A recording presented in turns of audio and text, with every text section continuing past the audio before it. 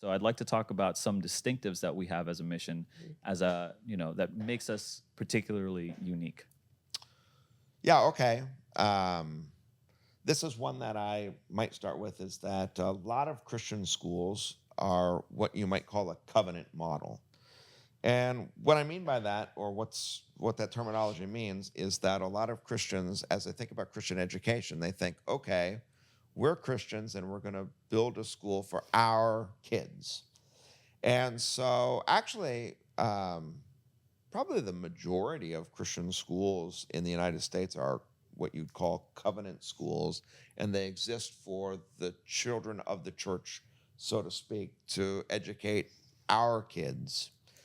And yeah, in many places, if the parents are not Christians and they don't have a church home, they're not welcome at the school.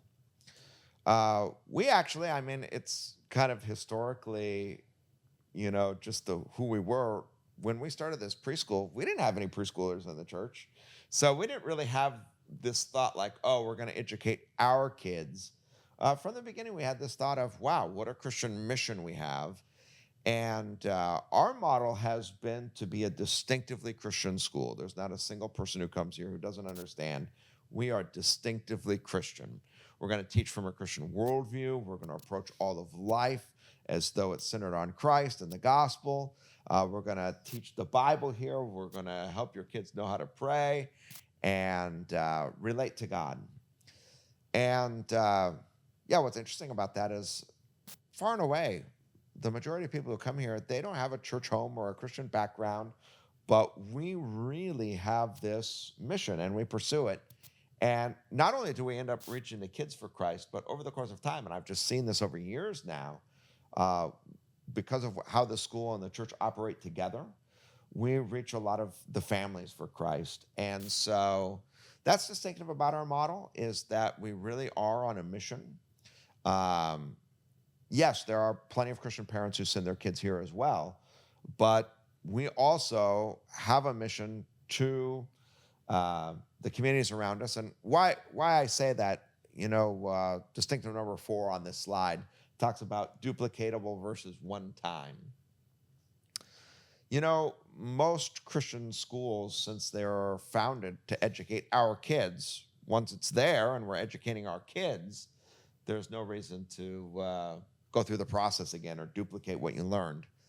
I could tell you this because when we first started Sunlight Christian Academy, I didn't know the first thing about how to run a preschool or how to run an elementary school or I mean, I didn't understand anything.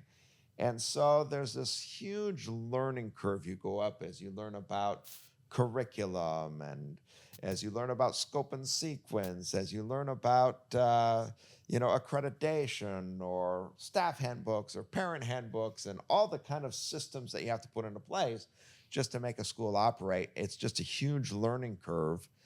For covenant model schools, once you learn that, there's really not much opportunity to reapply your knowledge. But because we're a mission school, um, yeah, we're just trying to reach more people for Christ. So we can take everything that we learned and we can duplicate that. And I think that's really important part of our distinct model is we believe that God has given us a tremendous mission for the kingdom of Christ. And this is something that can continue to expand again and again and again. As we learn things, we can reapply that knowledge and just keep doing better and better at Christian education. Sarah, what effects have you seen on students and their families while carrying out this distinctive, of having a distinctively Christian mission attached to the school? Sure. So I was new to this area at the time I began working here in 2006, and Port St. Lucie is one of the fastest growing cities in Florida. And so there were people from everywhere moving here that didn't have family or friends here. And so every family that walked through the door, we would welcome them immediately to the Sunlight family. And we would show them that they were loved and they were appreciated and valued as a community. And I feel like showing Christ-like love is what we were doing to them from the get-go. Mm. And then when the children got into the classrooms and began learning and praying before snack, families would call and my child's asking to pray before meals. Can you help me? So we were Yeah. educating them on this, and the children were actually ministering to their families. But years would go by when we were only a preschool, and sometimes we wouldn't see the families for a few years. And then one day at church, they'd pop in and, oh, I lost my mother and I didn't have anywhere to turn. And so we were planting those seeds and showing them that we were a family who welcomed them with open arms. Yeah. So I think looking broader into the families, that's one way we were reaching them. And it's just grown tremendously from there. Last year, I just did a funeral of a family whose their child went to the preschool, and the girl was like 10 years old or something like that, or something like a teenager. Yeah. And they didn't know who to go to, but they came back to the only church or anything that represented God in their life at the time. Yeah. So yeah, I think you're absolutely right. It's like long-term impact. Yes. But tell me about like this distinctive of why I'm surprised to see that number 3 there, the base of students in pre-K. Why is that a important or powerful distinctive in our whole model here? Well, it's allowed us to have a base upon which we could grow. So once we built up a preschool, and our preschool had 184-year-olds, then as we tried to start a kindergarten class of 20 kids, we were able to do it. And then as we tried to start a kindergarten class of 40 kids, like the kids are here with us now. And they've experienced sunlight, they want to stay. So actually what's wound up happening, one of the pain points for a lot of Christian schools across the country is, man, it is a ton of work to fill up next year's kindergarten class. It takes a tremendous marketing effort. They have people working full time to be recruiters. And it's actually one of the most difficult things, because if I don't fill up my kindergarten classes, then more likely than not, next year the first grade won't be full, and then the second grade won't be full. We've never faced that issue because we always have plenty of people coming from our pre-K into our elementary school. And now that'll actually last all the way through elementary school, junior high, and high school. Is we have this base of kids who are, and I think that's also good. The Christian mission that we have doesn't always finalize or be totally accomplished in 1 year. Now that we have a much larger span, I can just tell you that my youngest daughter is in 9th grade this year, and there are families in that 9th grade who have been with us the whole time, and I just see how God's worked over the long course of time. Yeah. Yeah. And I think one thing, we wanted to have enough students to be able to grow our elementary school. And if anything, what happened is it pushed us to grow because parents were upset they couldn't get in. We didn't have 180 kindergarten spots. We only had 20 or 40 Yeah. or 60. So that's pushed us to grow too. So I want to talk a little bit about the distinctive number 2 on this slide, which is the church and school joint mission. If you don't know a lot about Christian education, you might not know this, but if you go back to this covenant model, so we want to educate our kids. Well, there's very few churches that have so many kids that the kids in their particular church require an entire Christian school.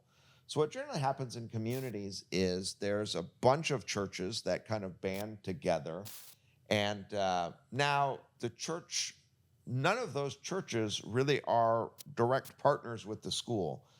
The kids come from all those churches to fill up that Christian school, but usually what winds up happening is that there's no church community that's a part of the wider school community, or vice versa. They sort of get distinct from each other, maybe working together in some way to help kids, grow up in the, Christian worldview and Christian life, but, they're not together. Because the idea is, well, we're a Christian school and there's no one church that is our main church. And so, there's not that sense of joint community. Well, here we've had this tremendous, because we're a mission school, the mission actually flows out of the church and it's reciprocal. It goes back and forth. Like the church's mission is the school's mission is to help the church grow.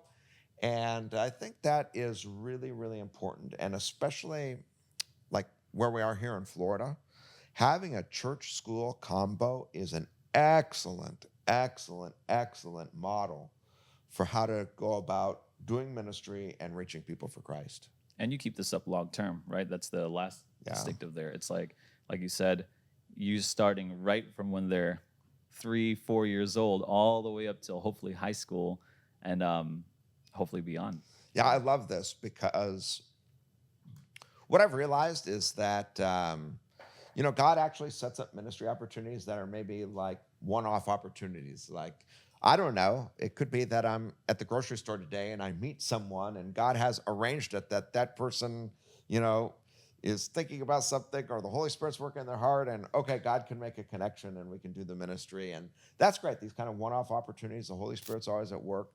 But I think it's actually very powerful to set up a system that will cause ministry to happen and go on, even outside of all the one-off opportunities. And what's great about the school is we actually have a discipleship system where probably these kids are coming to us when they're 3 years old, and they're sticking with us. And our teachers and our staff and our church has the opportunity year over year over year over year to every day pour into the life of these kids.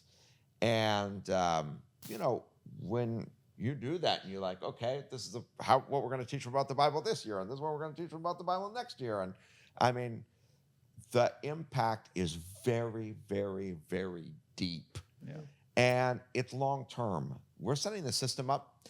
We're the three people who are talking here. We're heavily involved in our church. We're heavily involved in our school. But there'll be a time, years from now, where none of us are going to be involved. But this is what I know. Because we're making investments today, this system that we're setting up to help, the mission of Jesus Christ move forward, there are going to be hundreds and thousands of lives that are getting changed decades from now. Yeah. And because we had a vision and, tried to pursue it today.